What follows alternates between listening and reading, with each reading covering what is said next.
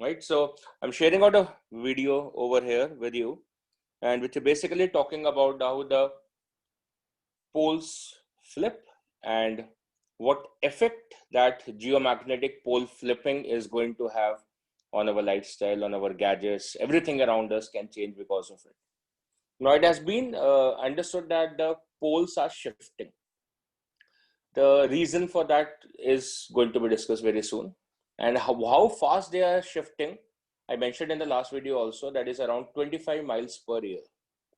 That's how the geomagnetic poles are basically shifting. जिसकी वजह से मेरिडियन शिफ्टिंग भी होगी, right? So the magnetic field is going to be affected because of this idea. And why does the poles basically shift? I am going to, of course, explain that. That is because of the reason of the inside core shifting. अब inside core में क्या होता है कि जो charge particles है वो different planes में रोटेट करने लगते हैं, और डिफरेंट प्लेन्स पर रोटेट करने की वजह से जो मैग्नेटिक मूवमेंट होता है, I am going to pause this video here, different planes में अगर चार्ज पार्टिकल्स रोटेट करेंगे तो उससे क्या होगा, उनका जो मैग्नेटिक मूवमेंट होगा वो डिफरेंट डायरेक्शंस में आएगा, क्योंकि प्लेन परपेंडिकुलर होता है. अगर वो इस प्लेन में रोटेट कर रहे हैं तो मैग्नेटिक मूवमेंट इस डायरेक्शन में होगा. इसका मतलब मैग्नेट इस डायरेक्शन में एज्यूम करेंगे. अगर वो किसी इस प्लेन में सर्कुलेट करने लगे तो फिर मैग्नेटिक मूवमेंट इस डायरेक्शन में होगा. अगर वो इस प्लेन में सर्कुलेट करने लगे, इस वाले प्लेन में, तो फिर मैग्नेटिक मूवमेंट इस डायरेक्शन में होगा. तो आप फंस जाएंगे कि आप किस डायरेक्शन में अपने बार मैग्नेट को प्लेस करें. हमने बोला था earth is going to behave as a magnet. इसका मतलब हम क्या करते हैं, एक इमेजिनरी मैग्नेट को ओरिएंट करते हैं at the centre of the earth.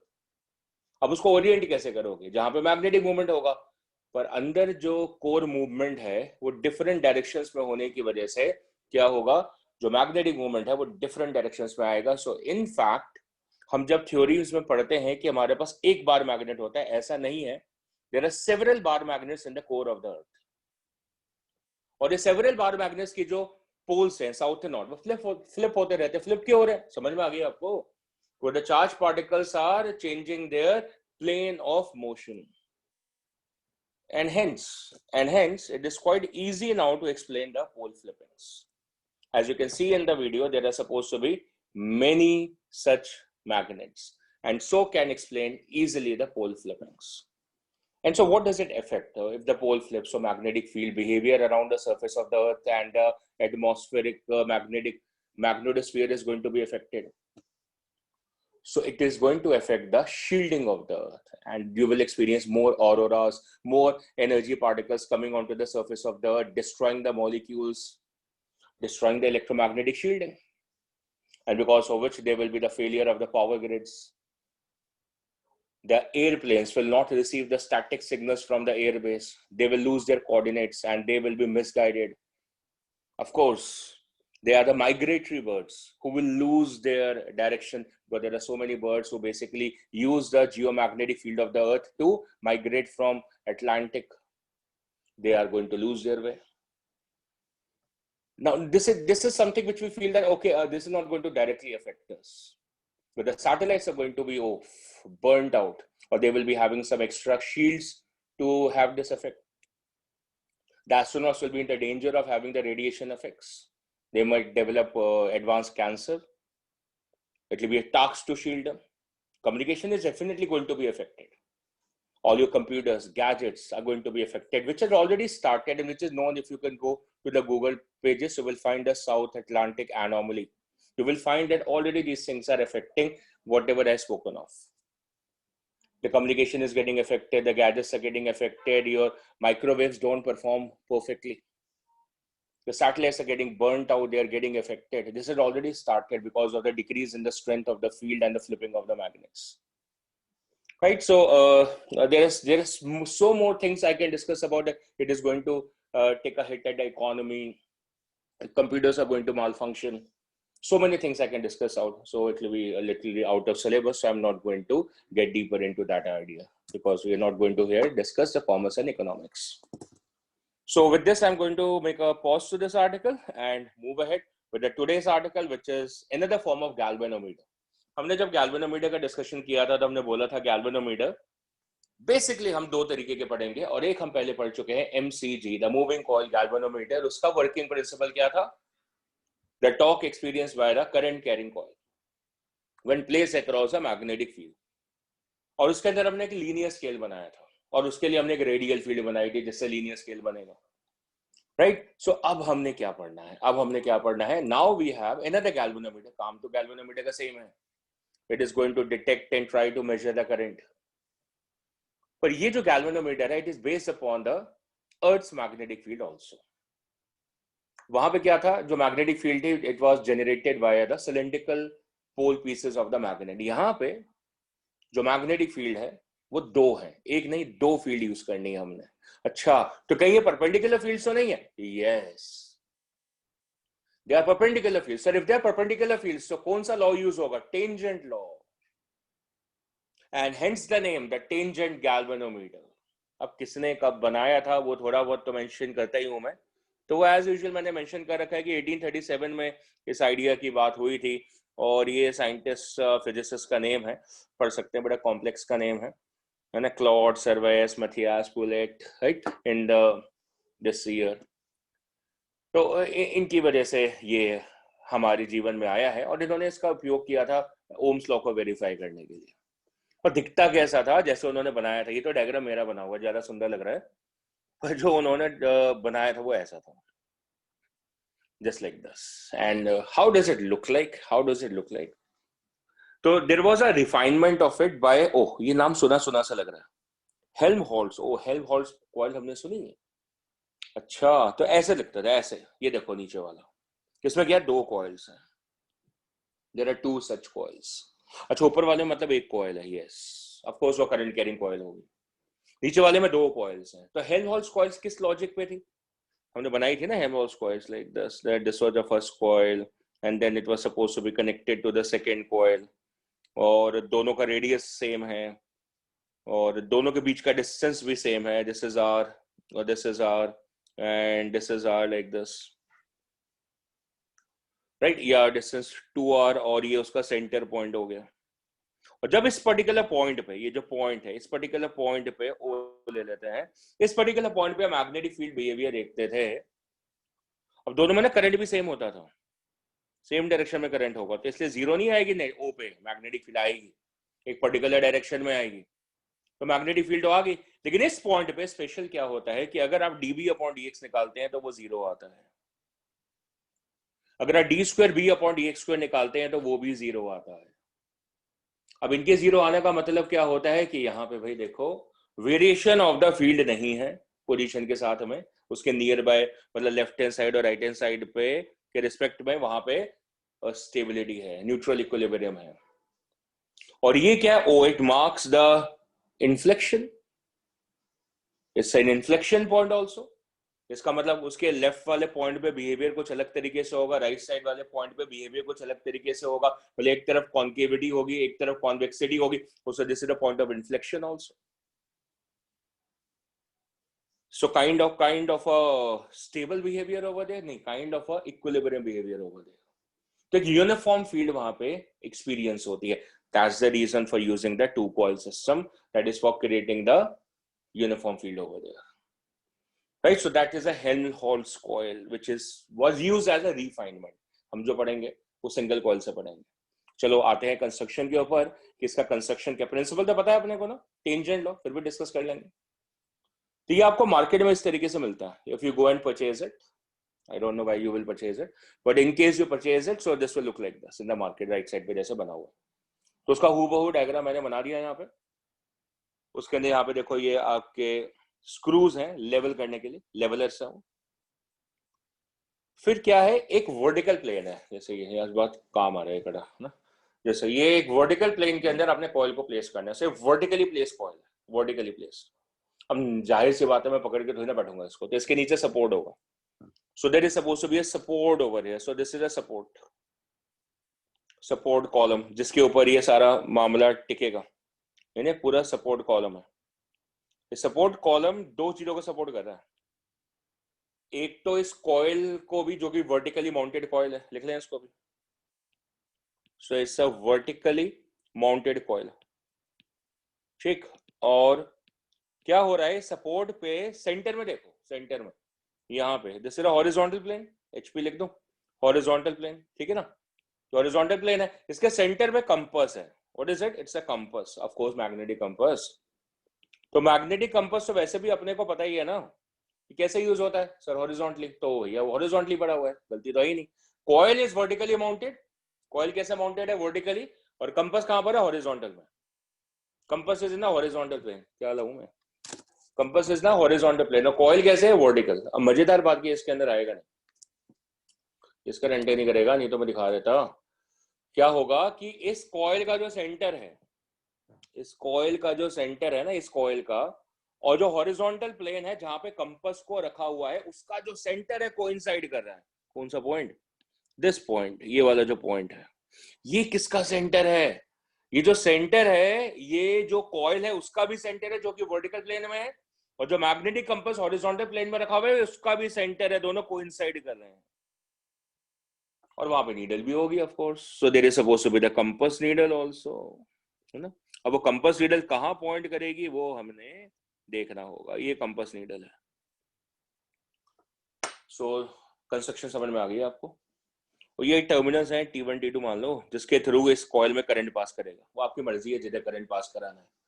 T1 से T2 की तरफ, T2 से T1 की तरफ. मतलब इस कॉइल में क्लॉकवाइज करंट आएगा, एंटी क्लॉकवाइज करंट आएगा, आपकी मर्जी है, जितना लगा लो, कोई फर्क नहीं पड़ेगा उससे. सो जी ऐसा है कि कंस्ट्रक्शन सेट हो गया. Vertically mounted coil, horizontally place compass, और दोनों का सेंटर, कॉइल का सेंटर और जो हॉरिजॉन्टली प्लेस कंपास है उसका सेंटर कोइंसाइड करता है. ये main point two brief out है. अब क्या है कि पहले ना करंट तो पास करा नहीं, हम पहले हमने कोई करंट पास नहीं करा. फिर क्या करा? अभी अगर हमने करंट नहीं पास करा तो हमने ये जो सारा मामला है ना, पूरा अरेंजमेंट जो है, इसको सेट करा. कितने, कहां सेट करा? In the MM. कहां सेट करा? MM में. So set this whole idea in the MM. अब MM में सेट करने का मतलब क्या है कि ये जो पॉइंटर है ना, ये जो पॉइंटर आ रहा है आपका, it is going to be set towards, अरे MM में, MM मतलब मैग्नेटिक मेरिडियन में, मतलब कहां पे? मैग्नेटिक नॉर्थ की तरफ सेट हो जाएगा. तो जैसे एज्यूम कि ये डायरेक्शन मैग्नेटिक नॉर्थ का है, तो पॉइंटर उधर ही सेट हो गया. हो गया जी सेट, बिल्कुल सेट हो गया. और जो कॉइल है, कॉइल को ऐसे घुमा सकते हो, ये ऐसी है ना, इसको ऐसे घुमा सकते हो. You can move it like this. उसके लिए नीचे कंट्रोल्स होते हैं, ऐसे घुमा सकते हो. तो अगर आप उसको ऐसे घुमा सकते हो, तो प्लेन ऑफ द कॉइल को, जो प्लेन ऑफ द कॉइल है, ये जो कॉइल का प्लेन है, इसको आप इस तरीके से सेट करो कि वो MM में सेट हो जाए. So this should be set in MM.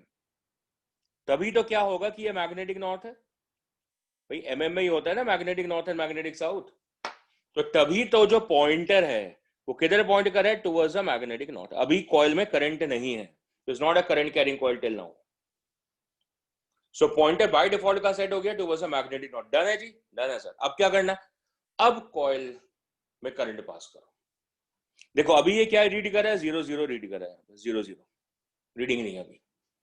अब आप क्या करेंगे? करंट पास करेंगे. तो करंट पास करेंगे या तो क्लॉकवाइज या तो एंटी क्लॉकवाइज. चलो मान लो जी आपने क्लॉकवाइज करंट को पास कर दिया. कर दिया आपने?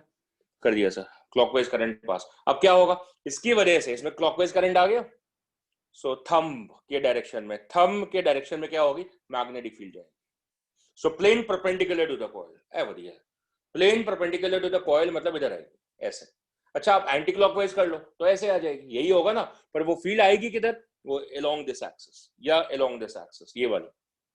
अच्छा मैग्नेटिक कंपास की नीडल कहां पे थी सर? इधर. कहां पे?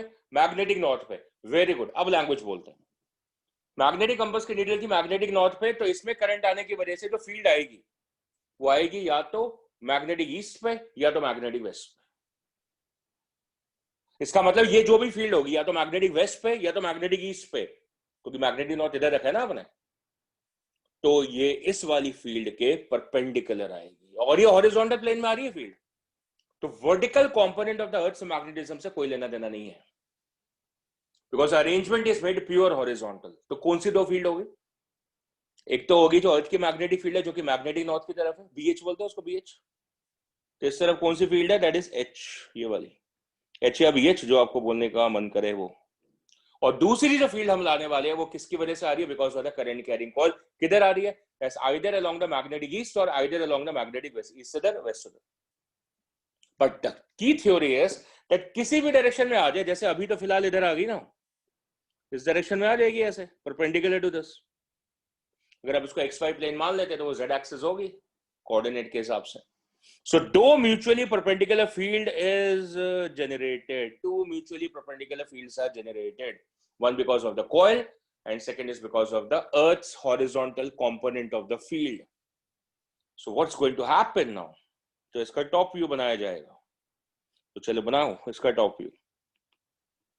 तो क्या दिखेगा? ये दिखेगा कि ये जो कंपस था इस पे दो किस्म की फील्ड आ गई, दो किस्म की फील्ड कहां कहां पे? एक तो आ गई इस तरफ, दैट इज अ H या फिर BH जो आपका दिल करे, और दूसरी फील्ड आ गई ये वाली, that is because of the current carrying coil, that's a magnetic field. ये टॉप व्यू से, ये टॉप व्यू से एक ये वाली फील्ड और एक ये वाली फील्ड आपस में कैसी है? Perpendicular, both the fields. Correct है? ये कहां से देख रहे हैं हम? टॉप व्यू से। So where is a needle going to be? Needle is going to deflect in equilibrium somewhere over here like this. ये 0 0 पे सेट किया हुआ था हमने पहले, ये 0 0 पे सेट था, और ये 90 है, तो बीच में किसी एंगल पे सेट हो जाएगी। It is going to set at some angle. वो एंगल कितना है? थीटा मान लो। फिर क्या करो? फिर टेंजेंट लॉ लगा दो,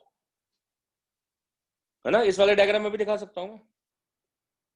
ये एक फील्ड इधर आ जाएगी, अब एक फील्ड इधर है, ये एंगल 90 है, ये आपकी फील्ड टू द कॉइल है, ये हॉरिजॉन्टल है, तो नीडल जो है वो डिफ्लेक्ट होके कहीं बीच में यहाँ पे सेट इन हो जाएगी और कोई एंगल वैंगल क्रिएट हो जाएगा, because the needle is going to deflect from its original position. पहले तो एक्स पे पॉइंट कर रही थी, अब डिफ्लेक्ट हो जाएगी। So let's apply the tangent law. अब टेंजेंट लॉ कैसे काम करता है शायद आपको याद हो, नहीं है तो 1 मिनट लगा के उसकी रिविजन कर लेते हैं about the tangent law, if this will allow it's hand. So let's check in the tangent law. It was quietly simple that we have two mutually perpendicular fields like this, and this is B1 and this is B2, and the needle or the magnetic dipole is going to be in equilibrium in this position, और ये angle theta. तो हमने talk walk लगाया था कि दोनों field talk लगाएगी, एक इस तरफ और एक इस तरफ, और फिर क्या होगा? नेट टॉक इस पोजीशन में 0 हो जाएगा और वो रोटेशन इक्विलिब्रियम जनरेट हो जाएगा।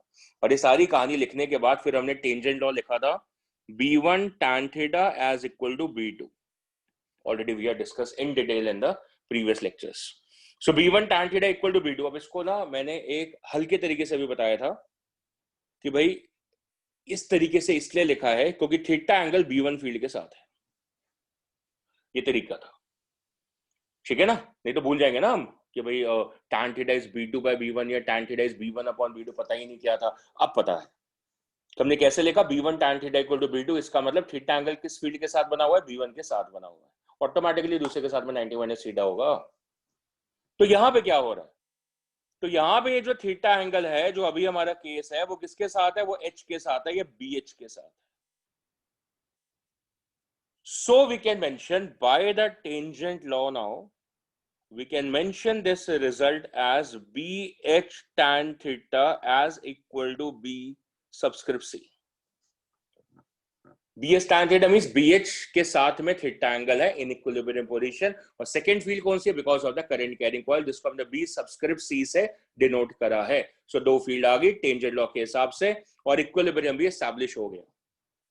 So that is why the tangent law in equilibrium. Tangent law बोलिए काफी, आप प्रिंसिपल में tangent law का मेंशन कर लेना।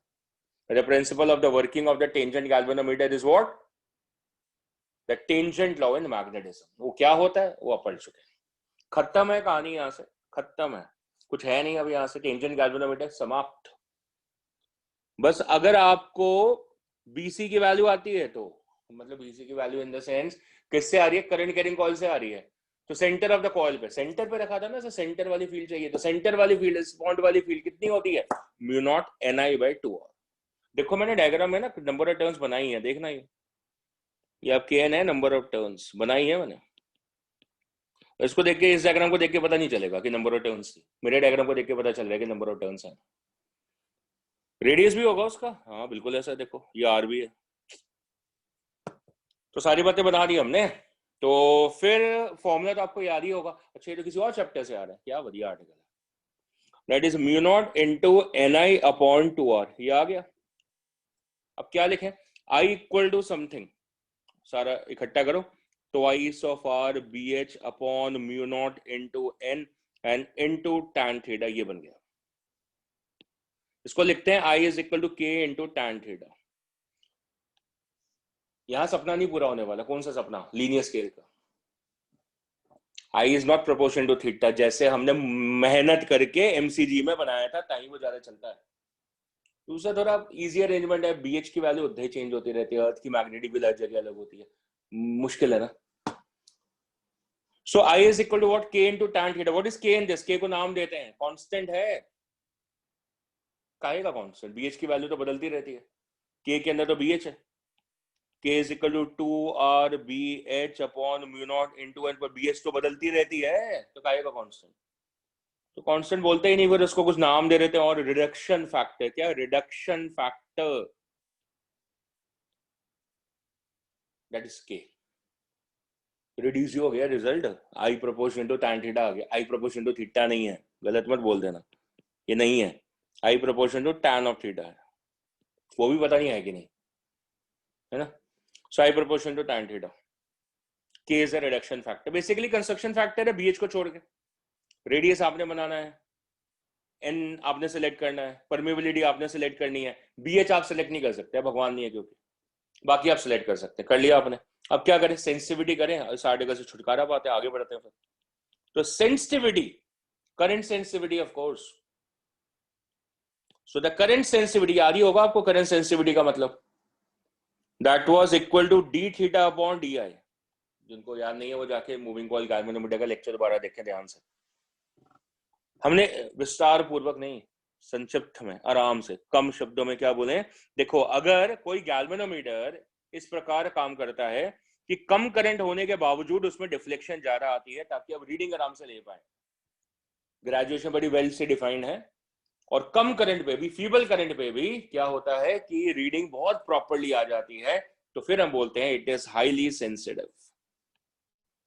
सो D theta by D I का रेशो चाहिए, ले आओ फिर, थोड़ी मेहनत करनी पड़ेगी। कैसे? आई कितना गिवन है? K tan थीटा, इसको डिफरेंशिएट करो, लीनियर नहीं है ना रिलेशन, इस वजह से। सो that is di upon d theta will be K tan theta का differentiation secant square theta.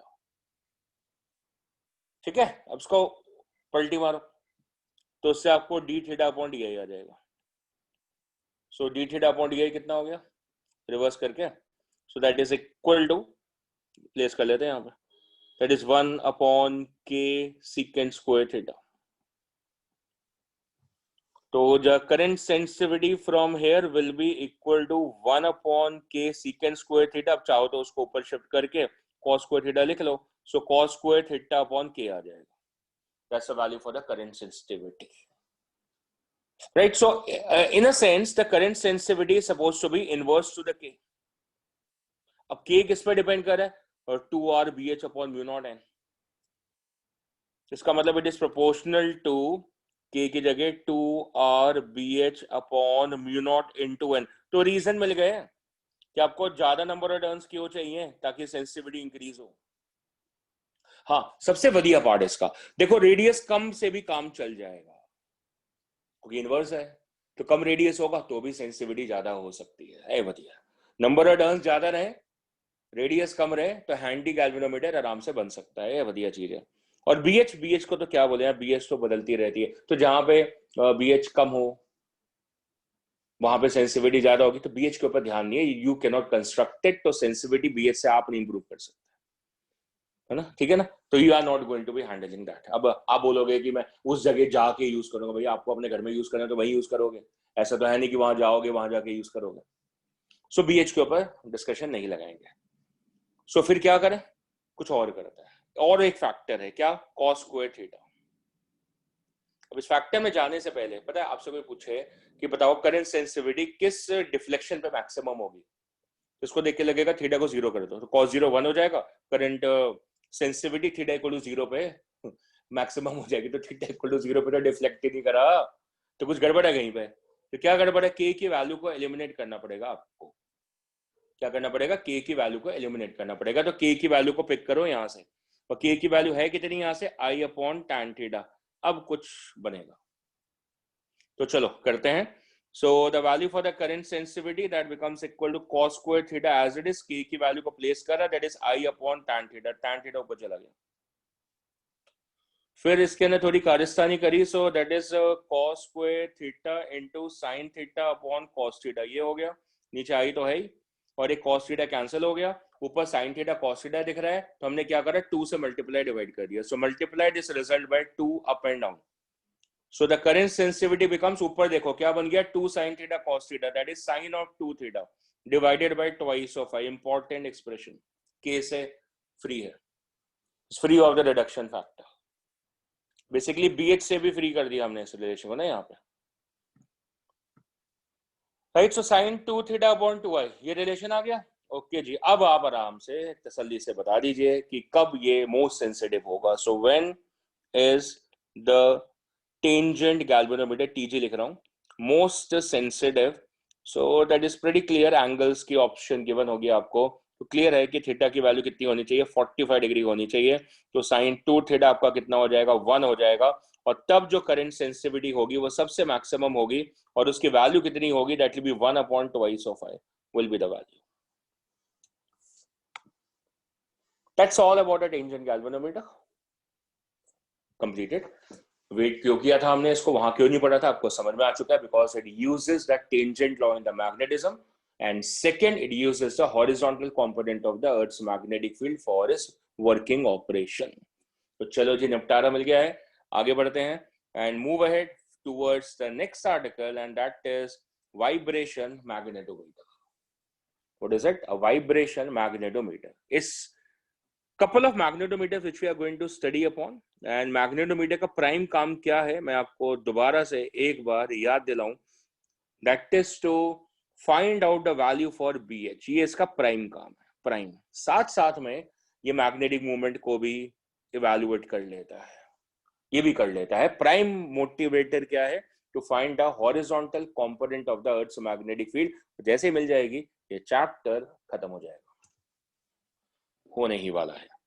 So the principle behind this, ये भी हम कर चुके हैं, and in short it was t equal to 2 pi under root of I upon mb, and what is that? Oh that is a time period of the small oscillation या फिर SHM when bar magnet is supposed to be placed in a stable equilibrium in a uniform magnetic field, और फिर वहां से उसको displace करा जाए। Diagram के साथ में बताते हैं कि अगर ये यूनिफॉर्म फील्ड है और आपने क्या करा, आपने एक बार मैग्नेट को प्लेस करा, कैसे? ताकि उसका जो मैग्नेटिक मूवमेंट है वो कहां पर हो, वो in the direction of magnetic field हो। अगर ऐसा है तो फिर वो स्टेबल इक्विलिब्रियम पोजीशन में है, और फिर आप उसको स्लाइट लूज पोजीशन से डिस्प्लेस कर देंगे, और ऐसा करने से क्या होगा, फील्ड को गुस्सा आएगा, और फील्ड क्या करेगी, उसको दोबारा से स्टेबलाइज करने की कोशिश करेगी, उस दौर में वो ऑसिलेट करेगा, और आप उस ऑसिलेशन का टाइम पीरियड रिकॉर्ड कर लेंगे।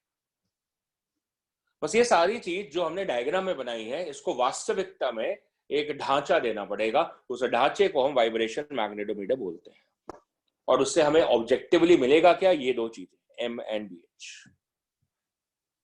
तो चलो जी, प्रिंसिपल मैंने आपको समझा दिया, आसानी से लिखा भी वही हुआ है। The device works on the principle that whenever a freely suspended magnet in a uniform magnetic field is disturbed from its equilibrium position, झूठ बोल रहा है, stable equilibrium position बोलना चाहिए, ठीक है ना, it starts vibrating about the mean position। ये हमारा आइडिया है, और हम तो आगे बढ़ के उसका फॉर्मूला भी डिराइव कर चुके हैं, that is 2 pi under root I upon mb। अब ये B क्या है?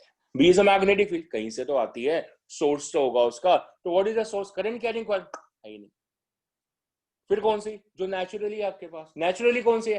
अरे अर्थ मैग्नेटिक फील्ड, वो भी कौन सा कंपोनेंट, और कहां पे? mm में, और कौन सा कंपोनेंट? हॉरिजॉन्टल। तो जी क्या है कि आर्टिफिशियल फील्ड पे ना हमें भरोसा है नहीं, कभी है कभी नहीं है, तो हमने क्या करा, अर्थ की परमानेंट मैग्नेटिक फील्ड का उपयोग करा, जो कि सदैव हमारे पास है, लेकिन उसका भी कौन सा? वही वाली हॉरिजॉन्टल कंपोनेंट। तभी तो हमने एलिमेंट्स ऑफ अर्थ मैग्नेटिज्म में बार बार दिमाग में घुसा हुआ है, that we are dealing only with BH, H vertical component थोड़ी बोलते हैं वहां पे, बोलते ही नहीं ना, एक एंगल ऑफ डिक्लिनेशन, एक एंगल ऑफ डिप, और तीसरा कौन? BH। करेक्ट है? तो वही BH एक बार दोबारा से आपके सामने प्रस्तुत है और यूजेबल है। और चलो इसका एक एनिमेशन शो अप करते हैं जिससे आपको ये पूरा ढांचा एक बार दिख जाए। एक बार ढांचा दिख जाएगा फिर कहानी बनाने में ज्यादा मुश्किल है नहीं, क्योंकि प्रिंसिपल ऑलरेडी तैयार है।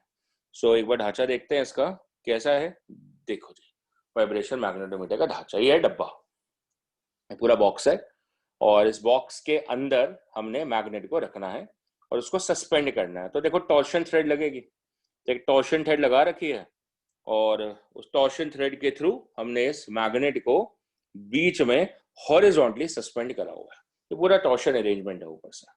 तो MCG में भी होता था ना। नीचे हमने एक प्लेन मिरर रखा हुआ है पैरेलैक्स को रिमूव करने के लिए। ऊपर से ऑसिलेशन देखोगे ना, सामने से ऑसिलेशन देखोगे तो ऑसिलेशन प्रॉपर्ली काउंट हो, उस वजह से नीचे मिरर लगा रखा होता है, प्लेन मिरर, ताकि आपको पैरेलैक्स एरर ना हो, ऑसिलेशन प्रॉपर्ली काउंट हो पाए। ये बस इतना सा अरेंजमेंट है, कोई मुश्किल अरेंजमेंट ही नहीं है, दैट्स इट। इसके अलावा कुछ है ही नहीं। तो बस बाकी तो ये कहानी जो बताएगा वो तो मैं बता ही लूंगा। सो हमें ढांचा थोड़ा सा समझ में आया। अब उसका डायग्राम देख लो, बिल्कुल सेम है। ये आपका टॉर्शन हेड है, यहाँ पे ऊपर की तरफ जो सबसे ऊपर है, this is the torsion head, right. बाकी एक ग्लास बॉक्स है और ये आपका बार मैग्नेट है, दैट्स इट। और ये जो बार मैग्नेट है वो हॉरिजॉन्टल प्लेन में है, it's in the horizontal plane, HP horizontal plane में। करना क्या आपने, ज्यादा थ्योरी व्योरी बनानी नहीं है, बहुत आराम से काम करना है। क्या करना है आपने, ये जो प्लेन है इसका दोबारा से MM में सेट कर दो। अगर ये MM में सेट है, अगर ये MM में सेट है और आपने इसको हॉरिजॉन्टल रखा हुआ है, ये देखो ध्यान से, ये हॉरिजॉन्टल प्लेन में सेट किया हुआ है, तो एक नहीं लगाओगे, दो लगाओगे ताकि वो हॉरिजॉन्टल रहे। सेंटर से अगर मैग्नेट के टांग दिया, स्मार्ट बने आप ज्यादा, सेंटर से टांग दिया तो टिल्ट हो जाएगा, because of the vertical component also. ये नहीं करना आपने, आपने दो से टांगना है उसको, ताकि वो कैसा रहे, हॉरिजॉन्टल रहे, इस तरीके से रहे। समझ में आ रही है? डबल सस्पेंशन है, इतना तो आता ही आपको, टॉक बैलेंस हो जाएगा सेंटर पे, ताकि वो हॉरिजॉन्टल रहेगा। इस तरीके से अरेंज करके रखना। तो आपने कर दिया इसको इस तरीके से अरेंज, अंदर ला के यहाँ से ऐसे अरेंज कर दो, ये दो वायर्स लगा दो, और फिर ये जो मैग्नेट है वो फ्रीली सस्पेंशन, तो लैंग्वेज आ गई, पर फ्रीली सस्पेंशन कहाँ हुई, freely suspended and horizontal field हो गया। यस, इस तरीके से सेट हो गया। ये आपकी वायर अरेंजमेंट आ गई ये वाली, और उससे वो सस्पेंड हो गया। चलो जी, हो गया सस्पेंड। अब क्या, अब ऐसा है जी, ये MM में सेट कर लो। ये MM में सेट है, वेरी गुड सेट है। तो क्या होगा, अगर ये MM में सेट है तो ये डायरेक्शन आपका मैग्नेटिक नॉर्थ का आ जाएगा। आ गया जी। तो इसका मतलब इस समय ये मैग्नेटिक नॉर्थ के डायरेक्शन में सेट है। कैसे, स्टेबल इक्विलिब्रियम में। मतलब ये इसका साउथ होगा, ये इसका नॉर्थ होगा, और ये इसका मैग्नेटिक मूवमेंट होगा। और ये जो मैग्नेटिक मूवमेंट है वो कहां पर है, along the direction of the BH, क्योंकि मैग्नेटिक नॉर्थ पे क्या होती है, BH होती है। कौन बताएगा आपको, कंपास बता देगा। उस कंपास के हिसाब से इसका प्लेन सेट कर दो। So that's the idea. So the plane is set in MM. किसमें सेट कर दिया हमने, MM में सेट कर दिया। अब ये स्टेबल इक्विलिब्रियम में बैठा हुआ है। अब ग्लास बॉक्स में क्यों बंद करा हुआ है, हवा ना चले, ताकि अंदर ऑसिलेशंस ना इफेक्ट हो जाएं। अब ये क्योंकि स्टेबल इक्विलिब्रियम में बैठा है, अब आप क्या करें, अब आप क्या करें, एक और मैग्नेट लेकर आए। दरवाजा मत खोलिएगा उसका, किसका, डब्बे का। दरवाजा खोलेंगे हवा आ जाएगी अंदर फिर से। तो डब्बा मत खोलिएगा दरवाजा, आप क्या करेंगे, एक और मैग्नेट लेकर आएंगे बाहर से, एक और बार मैग्नेट लेकर आएंगे यहाँ पे, और इसके पोल्स के पास रखेंगे, वो अपने आप डिफ्लेक्ट हो जाएगा। समझ आ रही है? एक एक्सटर्नल मैग्नेट लाके उसके पास लेकर आएंगे, वो डिफ्लेक्ट हो जाएगा। लेकिन डिफ्लेक्ट तो हॉरिजॉन्टली हो सकता है, क्योंकि आपने स्ट्रिंग अरेंजमेंट ही ऐसे कर रखा है, टॉर्शन अरेंजमेंट ही ऐसे कर रखा है कि वो सिर्फ हॉरिजॉन्टली डिफ्लेक्ट हो सकता है। तो वो हॉरिजॉन्टल डिफ्लेक्ट होगा और ऑसिलेट होना शुरू हो जाएगा। About this, correct. तो उसका टाइम पीरियड तो हमारे पास पहले से है। अब आप क्या करेंगे, आप 10 ऑसिलेशंस को काउंट करेंगे, जो कि स्टैंडर्डाइज होता है कि 10 ऑसिलेशंस को काउंट करके उसका टाइम पीरियड रिकॉर्ड कर लेंगे। That is what the recording of the vibration magnetometer activity और experiment is. कर लिया जी आपने रिकॉर्ड, हाँ जी कर लिया। बाहर मैग्नेट है तो उसका मैग्नेटिक मोमेंट होगा वो M होगा, उसका मोमेंट ऑफ इनर्शिया होगा वो I होगा, और जिस फील्ड में उसको रखा हुआ है वो कौन सी है, BH है। इसका मतलब जो फॉर्मूला हमारे लिए बन गया है वो क्या बन गया, that is T is equal to 2 pi under root I upon M BH। because this whole arrangement is supposed to be vibrating in a horizontal plane only in the influence of horizontal component of the Earth's magnetic field. That's it. Over. अब क्या करें, इसको square करो, कर दिया, T square equal to 4 pi square into I upon M B H. Next क्या करें, अब आपने क्या करना है, इस प्रोडक्ट को लिख लेना है। What is this product? M into BH. What is this value equal to? That is 4 pi square into I upon T square. ये वैल्यू। तो क्या हमें चाहिए था सर, M चाहिए था सर, BH चाहिए था, नहीं मिलेगा। नहीं मिलेगा मतलब ना M मिलेगा ना BH मिलेगा, इससे ये तो धोखा हो गया। बिल्कुल M into BH मिलेगा, प्रोडक्ट मिलेगा, M अकेला नहीं मिलेगा, BH अकेला नहीं मिलेगा। So why is this used? Why is a vibration magnetometer used? It basically gives you the product of M into BH. और वो किसके बराबर है? 4 pi square I upon T square. I moment of inertia और T time period जो कि आपने record करा है ना, रिकॉर्ड करा है। एक्चुअली 10 ऑसिलेशंस को देख के टाइम पीरियड आपने रिकॉर्ड करा है, वो टाइम पीरियड वहां पे फिट हो जाएगा। अब आप बोलोगे सर मेरे को पहले से मैग्नेटिक मूवमेंट आता है, बहुत बढ़िया, फिर आपको बीच मिल जाएगा वहां पे। पर मेरे को तो एक्सपेरिमेंटली एक मैग्नेट दिया था, उसके ऊपर लिखा भी नहीं था कि मैग्नेटिक मूवमेंट कितना है, तो मैंने तो नहीं पता था। तो जब नहीं पता था तो मुझे क्या मिला, प्रोडक्ट मिला है सर M into BH का। आगे मैं कैसे उसको यूज करूं। तो भाई फिर वाइब्रेशन मैग्नेटोमीटर और किस काम आता है? जैसे पोटेंशियोमीटर है, एक काम थोड़ी आता है, और भी तो उसके रोल्स हैं। वैसे इसके भी और भी कोई रोल होंगे, है ना। देखो पहला है comparison of the magnetic moment of the same size. ये क्या गूगली फेंकी, सेम साइज मतलब एक जैसे दो बार मैग्नेट्स हैं, लेकिन उनका मैग्नेटिक मोमेंट एक जैसा नहीं है। अच्छा, देखने में एक जैसे हैं, जैसे भाई दो लोग कटकाटी के एक जैसे हो, पर उनकी मेंटल पावर तो सेम नहीं होगी ना। उसी तरीके से दो मैग्नेट एक जैसे हैं, हूबहू एक जैसे हैं, उनका मास सेम, लेंथ सेम। दोबारा, मास सेम, लेंथ सेम, लेकिन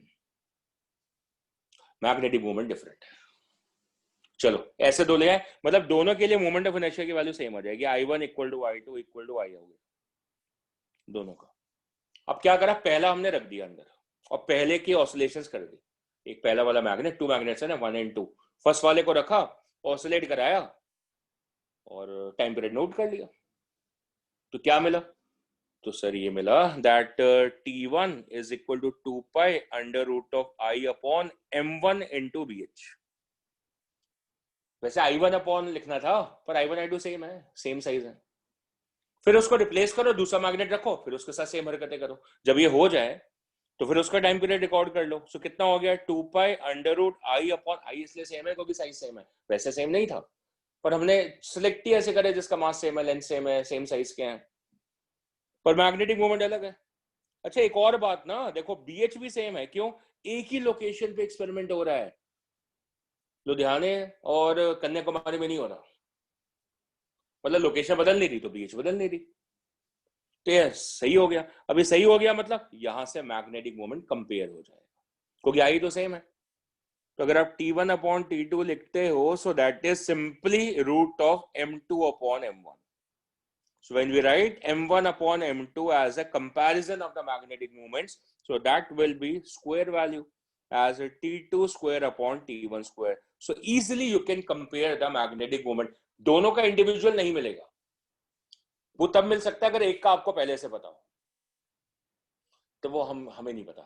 तो इसलिए M1 अपॉन M2 रेशियो मिलेगा। सो इंडिविजुअल वैल्यू नहीं मिलेगी, रेशियो मिलेगा। कैसे मिलेगा, सिंपल एक्सपेरिमेंट करके काउंट ऑफ ऑसिलेशंस के थ्रू टाइम पीरियड इवैल्यूएट करने के बाद। ये हो गया पहला। ये सारे क्वेश्चन है, थ्योरी नहीं है, ये सारे क्वेश्चन है, इसी तरीके से क्वेश्चन पूछा जाएगा सेम वे से। तो ये क्वेश्चन करे, मैंने क्वेश्चन लिख के दिया मैंने आपको, 8.12।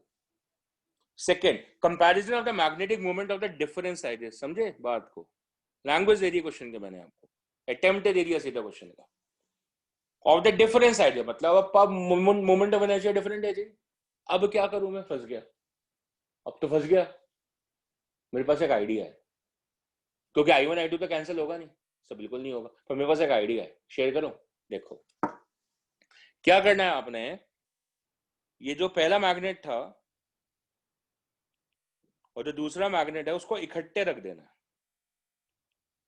ये आपका मैग्नेट 1 है, ये मैग्नेट 2 है, और इसको फिर ऐसे रख के टाई अप करके ऐसे रख देना है, और फिर इनको ऑसिलेट कराना है। Case number 1। केस नंबर 2 आपने क्या करना है, जो पहला मैग्नेट है उसको वैसे ही रखे रखो, और दूसरा मैग्नेट का ओ रिवर्स कर दो ऐसे। तो मान लो ये पहला और ये दूसरा है, फिर इसको सस्पेंड कर दो। इससे क्या होगा sir, overall magnetic movement change हो जाएगा। अच्छा सर, ये आर्टिकल कराया था आपने इफेक्टिव मैग्नेटिक मूवमेंट का। हो तो ऐसे भी क्वेश्चन बन सकते हैं, दोनों को परपेंडिकुलर रख दो। अभी हमारा जो काम है वो मैं देख रहा हूं।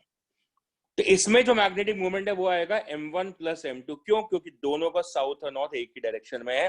पर अगले वाले में मामला पलट चुका है जी, इसमें साउथ नॉर्थ इधर है और अब ये साउथ नॉर्थ ऑपोजिट हो गया है। तो यहां पे effective magnetic movement m1 minus m2 है बिल्कुल है। लेकिन लेकिन जो ऊपर जो टॉर्शन आएगी ना, उस पे जो मोमेंट ऑफ इनर्शिया आएगा, ऊपर जो टॉर्शन आएगी उस पे जो मोमेंट ऑफ इनर्शिया आएगा, वो तो दोनों का कंबाइंड आएगा, क्योंकि वायर में जो ट्विस्ट आना है वो तो दोनों की वजह से आना है। तो नेट मोमेंट ऑफ इनर्शिया यहां पर भी I1 प्लस I2 और यहां पर भी I1 प्लस I2। समझ आई चतुराई? नहीं आई? फॉर्मूला लिखेंगे तो आपको समझ में आ जाएगी। T1 लिखेंगे so that is 2 pi under root of I1 plus I2 upon M1 plus M2 and into BH। अब चतुराई समझ में आई? अभी भी नहीं आई तो सेकेंड वाले लिखो तो समझ में आएगी। That is still I1 plus I2।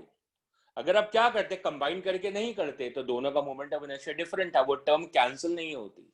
I1 I2 cancel नहीं होता। आपके दिमाग पे एक और बोझ रहता है I1 और I2 निकालने का एक्सपेरिमेंटली, पर वो बोझ खत्म हो गया है, क्योंकि मैग्नेटिक मूवमेंट कितनी होगी m1 माइनस m2। और BH तो सदा के लिए सेम है, क्योंकि हम अपना घर छोड़ के कहीं नहीं जा रहे, तो BH तो सेम है।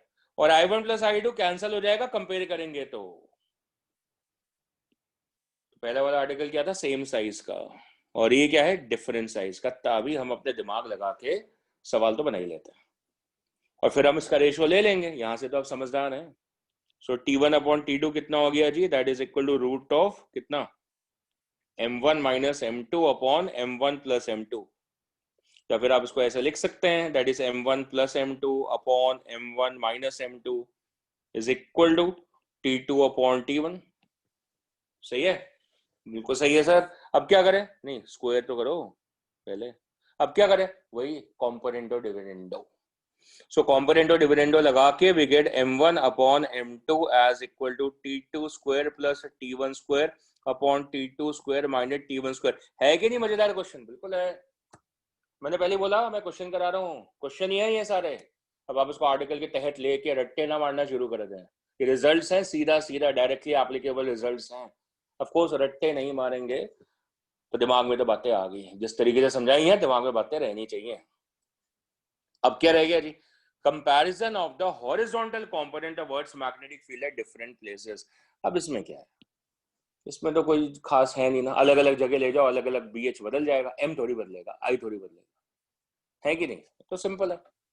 सो T1 कितना हो जाएगा, 2 pi under root of I upon M into BH1, क्योंकि मैग्नेट सेम यूज करना आपने, तो ना उसका मोमेंट ऑफ इनर्शिया बदलना है ना उसका मैग्नेटिक मोमेंट बदलना है। ये तो सुखी बात हो गई। और T2 वो सेम मैग्नेट है, दूसरी जगह ले जाओ, पहले लुधियाना विच कर लो, फिर कन्याकुमारी चले जाओ, है ना, घूमना भी हो जाएगा इसके चलते। और आई सेम रहेगा, M सेम रहेगा, क्या बदलेगा, BH बदलेगा, खाली सा लोकेशन बदलती है तो बातें बदल जाती है कि नहीं? कॉन्टिनेंट भी बदल सकते हो, ऑस्ट्रेलिया भी जा सकते हो भाई। साउदर्न एक रीडिंग नॉर्दर्न हेमिस्फीयर में ली सर हमने, एक सदर्न में ली। ओके, अब इनका रेशियो ले लो, so that become T1 upon T2 that becomes equal to inverse relation है सारे। आई तो क्योंकि उड़ा चुका है, आई डायरेक्ट रिलेशन में था, उसका तो कोई उपयोग ही नहीं हो रहा हमारा। That is BH2 upon BH1। So I think the horizontal component BH1 upon BH2, आप H1 अपॉन H2 भी लिख सकते हो, ज्यादा सूखा लगता है वैसे लिखना है ऐसे, and that is equal to of course T2 square upon T1 square once again. That's the complete article of your vibration magnetometer video के साथ completed, over and done। पर एक समस्या जो अटक गई, वो कहाँ अटकी, BH की वैल्यू तो मिली ही नहीं। सब मिली तो देखो सर, ये देखो दो दो मिली बेटा, कंपैरिजन में मिली, एग्जैक्ट वैल्यू किसी भी लोकेशन पे मिल ही नहीं पाई। आपका वाइब्रेशन मैग्नेटोमीटर ये काम कर ही नहीं सकता कि किसी लोकेशन पे BH की वैल्यू बता दे। मैग्नेटोमीटर कर सकता है सर, दोबारा बोलो, वाइब्रेशन मैग्नेटोमीटर BH की वैल्यू नहीं दे सकता, मैग्नेटोमीटर दे सकता है। तो मैग्नेटोमीटर के दो हिस्से होते हैं, दो पार्ट्स होते हैं, टू टाइप्स ऑफ मैग्नेटोमीटर। पहला वाले की समाप्ति होगी और उससे हमें क्या मिला बेसिकली, बाकी तो क्वेश्चन बनाते चले हम। हमें मिला क्या, m इंटू बी एच का प्रोडक्ट लेकर हम चले हैं। ये मिला है जी हमें, ये मिला है जी हमें, टाइम इक्वल टू 2π√I/MBS था। m इंटू बी एच का प्रोडक्ट लेकर हम चले हैं, that is equal to 4π² into I/T²। ये लेकर हम चले हैं इस आर्टिकल से। तो अगला आर्टिकल हमारा आता है, and that's the last article of this unit, that is deflection magnetometer. Deflection magnetometer ये बड़ा सूखा सिंपल सा है। इसमें ये आपका मैग्नेटोमीटर है, खत्म। अरे खत्म, बस, यस खत्म, ओवर। ये क्या है, मैग्नेटोमीटर है। क्या है ये, बेसिकली स्केल है, कुछ है ही नहीं। It is just a scale, it's just a scale like this, पर डबल स्केल है। डबल स्केल मायने सेंटर से डबल रीडिंग है। मतलब अगर यहां से 0 है ना, तो यहाँ 1 2 3 4 ऐसे ऐसे, और इस तरफ भी है, इस पासे भी है, डबल स्केल है। दोनों तरफ रीडिंग्स है, इधर भी स्केल रीडिंग है और इस तरफ भी स्केल रीडिंग है। This is exactly like this, so that's a double scale. So it has two arms. If I state this as a magnetometer, it has got two arms. So this is also an arm of magnetometer. Arm मतलब हाथ, मेरे दो हाथ, इसके भी दो हाथ। That is the arm of the magnetometer, and this is also the arm of the magnetometer. Right? So there are two arms. देखने में एक स्केल है, but they have two arms. So we have two arms of it. Two arms इसलिए बोल रहे हैं क्योंकि दो separate scales हैं. One this scale and graduated metre scale मान लो दोनों तरफ। ये पूरा ये मैग्नेटोमीटर है। और क्या करते हैं, हम एक कंपास को इसके सेंटर पे फिक्स कर देते हैं। आप उसको सेपरेट भी रख सकते हो। So that is a compass at the centre, that's a magnetic compass. Right, शुरू में बनते हुए लग रहा था कि डायग्राम बड़ा सूखा सा है, पर अब थोड़ा चार्मिंग हो गया है ना। सो मैग्नेटिक कंपास हमने सेंटर पे रख दिया। मैग्नेटिक कंपास तो पता ही होता है आपको, कैसे रीडिंग्स होती हैं उसकी, 0 0 90 90 लाइक दिस, इस तरीके से। और सेंटर पे नीडल पिवटेड होती है like this, like that's your magnetic compass. Good, चलो अब क्या करना है। अब आपको एक एक्सटर्नल मैग्नेट चाहिए, परमानेंट मैग्नेट चाहिए। क्या मैग्नेट चाहिए, परमानेंट मैग्नेट चाहिए। एक और वही वाला ले आओ जो अभी पीछे यूज कर रहा था वाइब्रेशन मैग्नेटोमीटर, वही वाला। अलग अलग थोड़ी आएंगे, दो दो थोड़ी खरीदोगे। तो वही वाला मैग्नेट जो कि अभी हमने वाइब्रेशन मैग्नेटोमीटर में यूज करा, उसको दोबारा ले आओ। ले आओ। अब क्या करो, अब सेटिंग्स करो। सेटिंग्स मायने, so there are two kind of settings. तो पहली सेटिंग को हम बोलते हैं tan A setting. So of course दूसरी सेटिंग भी आएगी जिसको हम tan B सेटिंग बोलेंगे, जैसे tan A setting. And what is the setting, let me explain. हमने करना क्या है, ये जो आर्म्स ऑफ मैग्नेटोमीटर हैं इनको सेट करना है। कितने, कहां। So we need to set the arms of the magnetometer along east west direction. लिखें, उसी को हम बोलते हैं tan A setting. That is set the arms, दो आर्म्स है ना बताए थे अभी, ऑफ द मैग्नेटोमीटर, एम्प्टी लिख दो, along magnetic east magnetic west direction. यहां सेटअप करना आपने। कर दिया आपने सेटअप, तो ये ईस्ट से डायरेक्शन हो गया, तो ये आपका नॉर्थ हो गया, मैग्नेटिक नॉर्थ हो गया। मैग्नेटिक नॉर्थ के ये क्या फायदे हैं, ये आपको सबको पता है। अब ये जो कंपस होगा, यहाँ पे जो कंपस होगा फिलहाल कहाँ पॉइंट करेगा, इधर पॉइंट करेगा। क्यों, क्योंकि भाई यहाँ पे BH है, क्योंकि ये मैग्नेटिक नॉर्थ है। इस वजह से पॉइंटर नीडल अभी कहां पर होगी, इस पोजीशन पर होगी, सीधा यहीं पर अरेंज होगी, क्योंकि और कोई फील्ड तो है नहीं। अब क्या करें भैया, दूसरा लाओ। सो दूसरा मैग्नेट लेकर आओ। तो दूसरा मैग्नेट लेकर आते हैं, विच वन, एक बार मैग्नेट। कैसे रखें, अलोंग द आर्म्स प्लेस कर दो। This is how it is placed. How, along the arms place कर दिया। सो the magnet is placed along the arms of the magnetometer. अगर आप ये दोनों हरकतें कर लेते हैं, if you do all these two, दो स्टेप्स हैं, this is step 1, this is step 2. इनको हम बोलते हैं tan A settings. So what are tan A settings? Set the arms first of all along the east west direction, and the second, magnet को place करना है along the arms.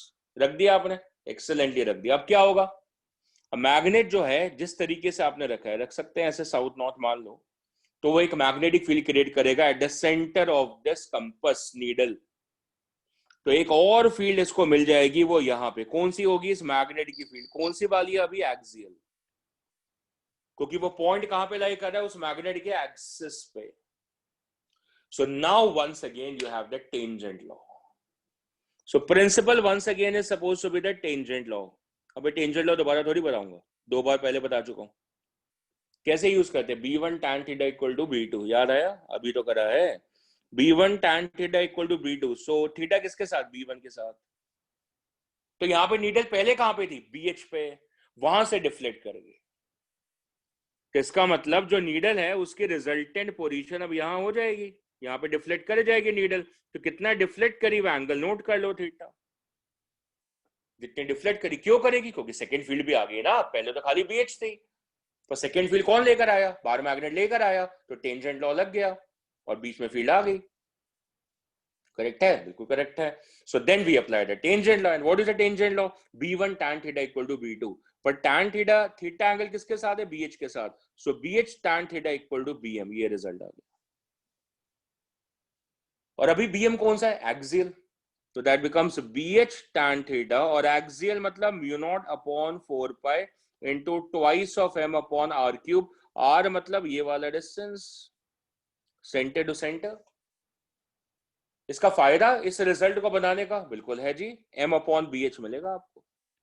कितना, बाकी सारी टर्म्स लगा लो, 4 पाई r cube upon mu not, 2 भी आएगा, एक 2 mu naught, and into tan theta. ये रिजल्ट आ गया आपका.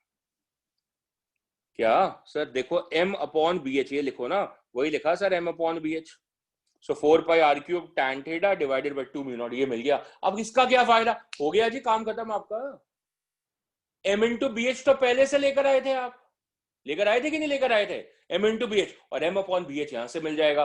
फिर आप दोनों इक्वेशन को सॉल्व करें और m और BH की वैल्यू को अलग अलग भी फाइंड आउट कर सकते हैं. That's what these magnetometers basically help us in. कि tan A सेटिंग्स प्रॉपर्ली दिखाई हुई है, मैंने भी प्रॉपर्ली दिखाई दी है यहाँ पे. और tan B सेटिंग्स क्या होती है, let me give a hint of the tan B settings also. अब tan B सेटिंग्स को इस तरीके से होती है. अब यही क्या सेटिंग है वो समझा देता हूं. tan B सेटिंग्स में आपने क्या करना है, पहले जो आर्म्स ऑफ द मैग्नेटोमीटर है इनको सेटअप करना है आपने अलोंग नॉर्थ साउथ. लिख दें, so the arms of magnetometer are set along magnetic north, magnetic south. Done जी. ये आपका मैग्नेटिक नॉर्थ है और ये आपका ईस्ट है. तो आपने कहां सेट किया है, along the north south. Done, over, very good. तो क्या होगा जब आपने कंपास यहाँ पे रखा हुआ है, तो अभी भी उसकी नीडल कहां पॉइंट कर रही है, इधर ही कर रही है, क्योंकि यही डायरेक्शन है BH का, क्योंकि मैग्नेटिक नॉर्थ इधर है, तो वो भी इधर ही पॉइंट करेगी BH, क्योंकि इधर है, तो नीडल भी इधर ही पॉइंट कर रही है अभी तक. अब आप लेकर आइए मैग्नेट. अब मैग्नेट को कितना प्लेस करना है वो ध्यान पूर्वक. So the magnet is placed perpendicular to the arms of the magnetometer. बस जी, बस बस. अब क्यों ये चतुराई है हमारी, क्योंकि पढ़े लिखे हैं हम लोग, इतने सारे पढ़ाई कर चुके हैं. हमने परपेंडिकुलर इधर सेट कर दिया है. कैसे, मान लो ये साउथ है, मान लो ये नॉर्थ है, ऐसे. तो क्या होगा, हाँ जी ऐसा है, इसका मैग्नेटिक मोमेंट इधर आएगा, इसका मैग्नेटिक मोमेंट होगा. और ये जो पॉइंट है, ये वाला जो कंपास नीडल का सेंटर है, वो पॉइंट इस मैग्नेट के लिए इक्वेटोरियल पॉइंट होगा. क्या होगा, इक्वेटोरियल पॉइंट होगा. और इक्वेटोरियल पॉइंट पे मैग्नेटिक फील्ड का डायरेक्शन किधर होता है, anti parallel to the magnetic movement. इस वजह से इस डायरेक्शन में आ जाएगी the field because of the magnet. If you are able to generate this idea, if you are able to generate an equatorial field of the magnet, उस setting को हम बोलते हैं tan B settings. So tan A settings का मतलब basically होता है कि आप मैग्नेट की, जो भी परमानेंट मैग्नेट है, आप उसकी एक्सियल फील्ड को यूज कर रहे हैं, और tan B सेटिंग्स में आप बेसिकली क्या यूज कर रहे हैं, that is a equatorial field, that's it. बाकी मामला सेम है, टेंजेंट लॉ है. Needle is going to forcibly not deflect and arrange itself into a new orientation. यहां पर नीडल की डिफ्लेक्शन आ जाएगी, इसका मतलब ये एंगल थीटा आ जाएगा. आप फिर से दोबारा से अपने दिमाग का उपयोग करके और टेंजेंट लॉ का उपयोग करके दोबारा से रिजल्ट लिखेंगे. Sir B H tan theta, एक बार फिर से कि थीटा सर बी एच के साथ है, क्योंकि पहले तो नीडल बी एच के अलॉन्ग ही थी, वहीं से डिफ्लेक्ट करी है, तो रेफरेंस हमारा बी एच ही था. इक्वल टू, अब बीएम आ गया. फर्क क्या है, वो tan A tan B का सेटिंग्स का फर्क था. सर देखो, पहले ये जो फील्ड थी वो कौन सी थी, एक्सियल वाली थी, उसी को हम tan A सेटिंग्स बोल रहे थे. और अभी जो फील्ड है सर वो इक्वेटोरियल वाली है, जिसको हम tan B सेटिंग्स बोल रहे हैं. That's it sir. अब फॉर्मूला सर वो तो हमें बिल्कुल अच्छे से आता है, mu naught upon 4 pi into M upon R cube. Sir एक बात बताना भूल गए, आप नोट कर लो. क्या? वो शॉर्ट मैग्नेट है सर. एक्चुअल वाला हुआ तो सर वो वाला फॉर्मूला आता है, वो वाला लगा लेंगे. एक्चुअल वाला हुआ तो वो लगा लेंगे ना. Okay sir. और क्या करें, फिर से m अपॉन बी एच निकाल सकते हो यहाँ से. So what is m upon B H? Same ही आएगा, बट एक 2 का फैक्टर नहीं आएगा, बाकी सब सेम ही आना है. और फिर m अपॉन बी एच का क्या करेंगे, वो जो पहले m इंटू बी एच आया नहीं था वाइब्रेशन मैग्नेटोमीटर से, m इंटू बी एच जो आया था, क्या आया था, इससे t equal to 2 pi under root I upon M B H. So 4 pi square I upon T square. अब इन दोनों को सॉल्व कर लेंगे, एम बी एच को यहां से, एम बाई बी एच को यहां से, और फिर दोनों मैग्नेटोमीटर की मदद से you can find out the value for the M also and you can find out the value for the B H also. वही मैग्नेट आपने दोनों में यूज करना है और एक ही लोकेशन पे यूज करना है, ताकि दोनों एक्सप्रेशन में बी एच सेम आएगा and you will be able to find out the value. B H तो दोनों में सेम आएगा. ठीक है, ओके जी, डन है. तो और कुछ है? है, लास्ट है, बिल्कुल है. लास्ट क्या है sir? That is method. Method मतलब there are two methods. There is a method one which is known as a null method. अब ये नल मेथड क्या है, एक सेटिंग पे एक्सप्लेन कर देता हूँ. किस सेटिंग पे एक्सप्लेन करूं? एक्सियल सेटिंग्स, मतलब tan A सेटिंग्स पे एक्सप्लेन कर देता हूँ. tan B सेटिंग्स सिमिलर होंगी, बस एक 2 का फैक्टर नहीं होगा. सो नल मेथड क्या है? बहुत सूखा मेथड है. जो ये आर्म्स है मैग्नेटोमीटर की, these are the arms, और सेंटर पे मैग्नेट है, सॉरी सेंटर पे आपका कंपास है, और कंपास किधर पॉइंट कर रहा था? टुवर्ड्स अ मैग्नेटिक नॉर्थ, यहाँ पे पॉइंट कर रहा था. ये उसकी पोजीशन थी. आपने क्या करा, यहां पर एक मैग्नेट प्लेस कर दिया, मान लो ये साउथ और ये नॉर्थ. उसकी वजह से there is a field which is getting generated additionally towards the right. ये आ गया. आपने इसको कहां प्लेस करा? At some distance. कितने डिस्टेंस पे? r1 डिस्टेंस पे. इसका मैग्नेटिक मोमेंट कितना है? m1. करेक्ट. उसकी वजह से क्या होगा, नीडल डिफ्लेक्ट होगी. इधर होनी चाहिए थी, ऐसे डिफ्लेक्ट होगी. सो ये कुछ डिफ्लेक्शन आएगी यहां से θ1. करेक्ट. आपने क्या करना है, सुनिएगा बहुत ध्यान से, ज्यादा ध्यान से नहीं, बहुत इजी है. आपने क्या करना है, एक मैग्नेट और दूसरा मैग्नेट लाकर आपने यहां प्लेस करना है, इस तरफ. अब ये मैग्नेट क्या करेगा, ये मैग्नेट को ओरिएंट कैसे करना है वो समझें. ये साउथ और ये नॉर्थ, ताकि इसका जो मैग्नेटिक मूवमेंट है उसकी वजह से जो यहां पे फील्ड आएगी वो इस डायरेक्शन में आएगी. बात समझ में आई? इसका मतलब एक फील्ड ये है B1 और दूसरी फील्ड ये मैग्नेट क्रिएट करेगा B2. BH तो है, और ये डिस्टेंस कितना है? ये डिस्टेंस है R2. आपने क्या करना है, इस वाले मैग्नेट को इस तरीके से प्लेस करना है. फाइनल डायग्राम इसका क्या करना है, आपने इस तरीके से प्लेस करना है. आपके पास दो मैग्नेट्स है, दोनों मैग्नेट बना रहा हूं मैं. एक मैग्नेट टुवर्ड्स द लेफ्ट है, दूसरा मैग्नेट टुवर्ड्स द राइट है. तो एक मैग्नेट यहां रखा हुआ है, दूसरा मैग्नेट यहां रखा हुआ है.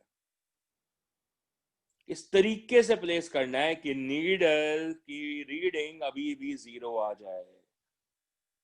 इसका मतलब क्या हुआ? और इसका मतलब ये हुआ कि ये B1 और ये B2 यहां से शायद बैलेंस हो गए। मतलब एक डिफ्लेक्शन इधर आनी चाहिए थी इस तरफ, कितनी, θ2, और θ1 इस वाले मैग्नेट की वजह से आ रही थी, इस फील्ड की वजह से, और B2 की वजह से ये वाली डिफ्लेक्शन आ रही थी, ये शायद बैलेंस हो गई।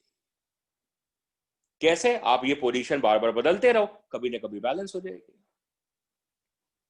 तो क्या होगा? अरे डिफ्लेक्शन रीडिंग ही नहीं आएगी, इसी को बोलते हैं नल मेथड। मतलब एक्चुअली डिफ्लेक्शन थी, एक टू वाज राइट, एक टू वाज लेफ्ट, लेकिन दोनों मैग्नेट को एक साथ उपयोग करने की वजह से क्या हुआ?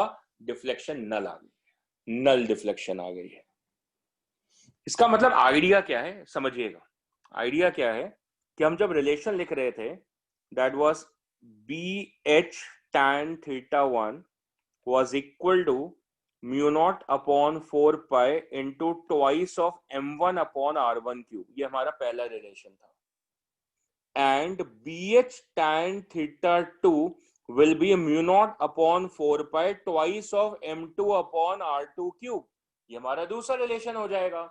अगर आप सेकेंड मैग्नेट को यूज करते हैं, इसमें आपने m1 यूज करा, इसमें आपने m2 यूज करा, अब आपको क्या बोला कि डिफ्लेक्शन सेम हो गई, मतलब θ1 इक्वल टू θ2 हो गई। θ1 इस तरफ होनी थी, θ2 इस तरफ होनी थी, पर वो दोनों सेम हो गई। इसका मतलब ओवरऑल क्या हो गई? नल डिफ्लेक्शन हो गई, क्योंकि एक राइट को होनी थी, एक लेफ्ट को होनी थी, एक तरीके का टॉर्क बैलेंस हो गया। सो θ1 इक्वल टू θ2 कर दो इसके अंदर, θ1 equal to θ2। So if we equate θ1 equal to θ2, that means tan θ1 is equal to tan θ2। इसका मतलब राइट साइड की दोनों टर्म्स इक्वेट हो जाएंगी, क्योंकि ये टर्म तो इसके बराबर हो गई। And therefore we get the result mu naught upon 4 pi into twice of m1 upon r1 cube is mu naught upon 4 pi into twice of m2 upon r2 cube। ये सारी टर्म्स कैंसल्ड है। You get m1 upon m2 as equal to r1 cube upon r2 cube is a result of the null method of null deflection। So if you are using this as a null deflection, null method device, तो ये सीधा result है जिसको आप use कर सकते हैं अपने क्वेश्चनेयर्स में।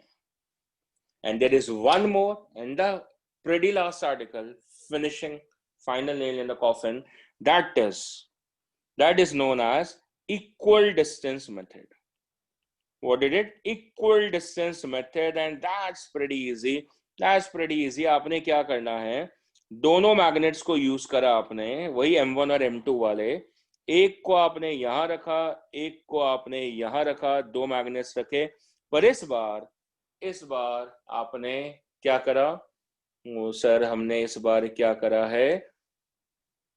सेम डिस्टेंस पे रखा है, सेम डिस्टेंस पे, लाइक दिस, राइट। तो एक बार ऐसे रखा है सब r डिस्टेंस पे, जिससे डिफ्लेक्शन इधर आ गई थी, वो डिफ्लेक्शन θ1 हो गई।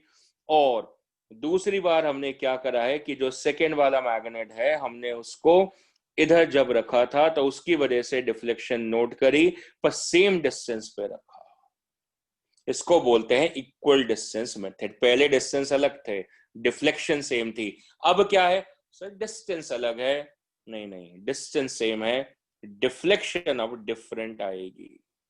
So this time θ1 is not equal to θ2, but r1 is supposed to be equal to r2। तो सिंपल है जी। देखो हमारे रिलेशन क्या थे? BH tan θ1 is equal to mu naught upon 4 pi into m1 upon r1 cube, पर r हो गया same.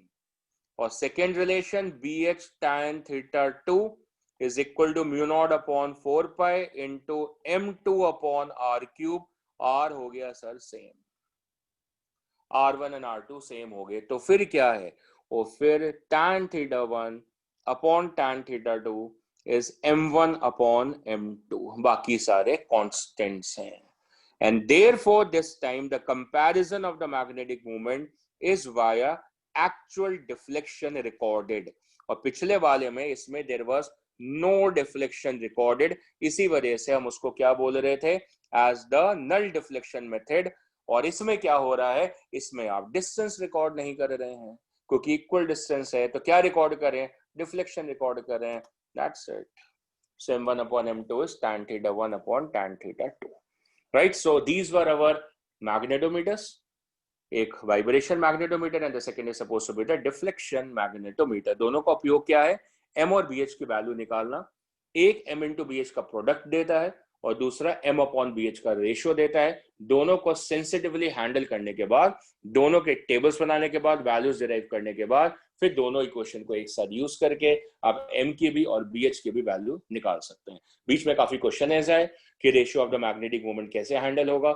दो फॉर्मुलेस मैंने वाइब्रेशन मैग्नेटोमीटर में आपको डिराइव करके दिए और दो मैंने आपको यहाँ पे डिफ्लेक्शन मैग्नेटोमीटर में भी डिराइव करके दिए. ऑन द कॉन्सेप्चुअल नोट आपको mm का मतलब उसके अंदर समझ में आना चाहिए कि प्लेन को हम mm में सेट करते हैं और tan A सेटिंग्स क्या होती हैं, tan B सेटिंग्स क्या होती हैं, principle behind both the kind of magnetometers क्या होता है, ये आपके कॉन्सेप्चुअल बिहेवियर पे रहेगा.